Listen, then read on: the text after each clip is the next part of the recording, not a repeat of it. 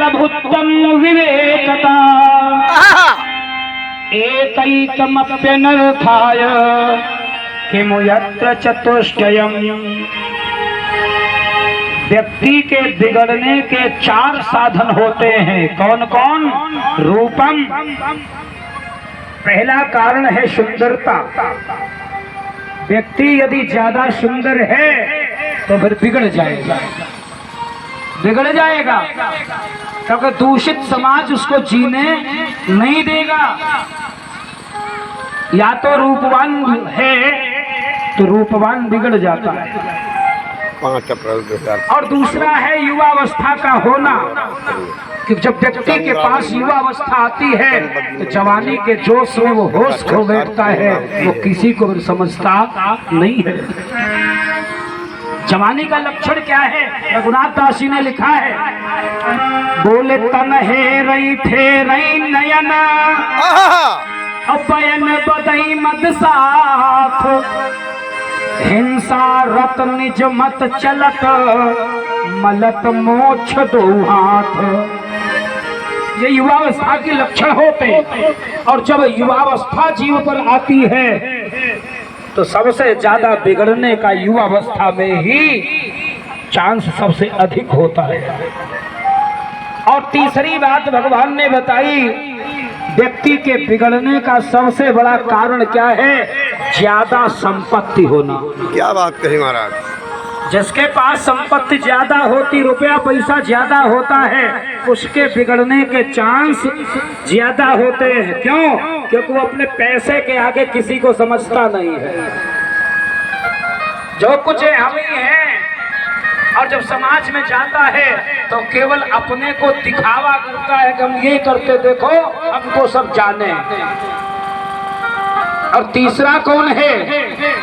चौथा है जो सत्ता जिसको मिल जाती, जिसे कोई पद मिल जाता। क्या बात कही महाराज। वो पद पर जब आ जाता है तो पद पर बैठने के बाद फिर वो व्यक्ति बिगड़ जाता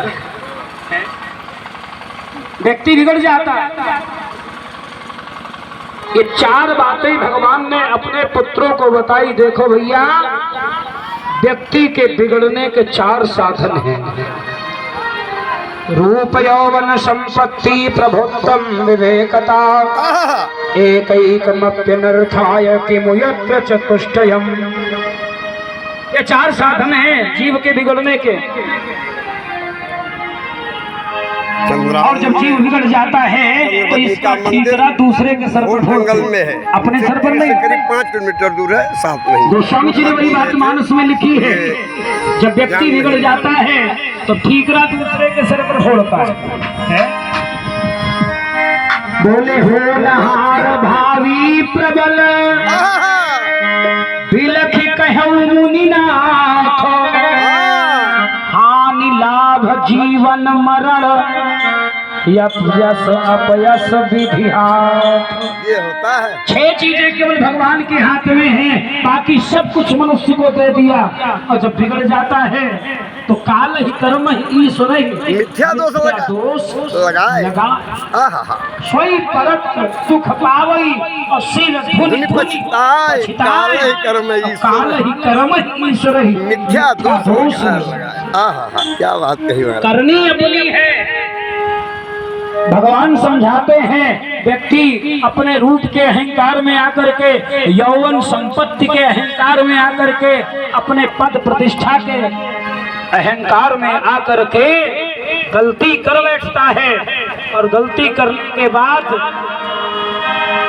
जब उसका बेटा चला जाता है या उसकी पुत्री चली जाती है या फिर पति चला जाता है, तब उसे सोच आता है कि हमने अपराध किया था, लेकिन फिर भी उस अपराध को सोचता नहीं। भगवान कहते हैं, पुत्रों, अगर व्यक्ति सोच समझ करके अपने कदम को बढ़ाता रहे और इन 4 वस्तुओं को, इन 4 कारणों को ध्येय करके ध्यान में रखता हुआ अगर पग आगे बढ़ाता है तो फिर उसकी विजय होती है, उसका पतन नहीं होता है। भगवान ने ये क्यों समझाया? भगवान ने इसलिए समझाया क्योंकि भगवान देखिए भगवान के बेटे भाई भगवान के पुत्र हैं सब पद तो है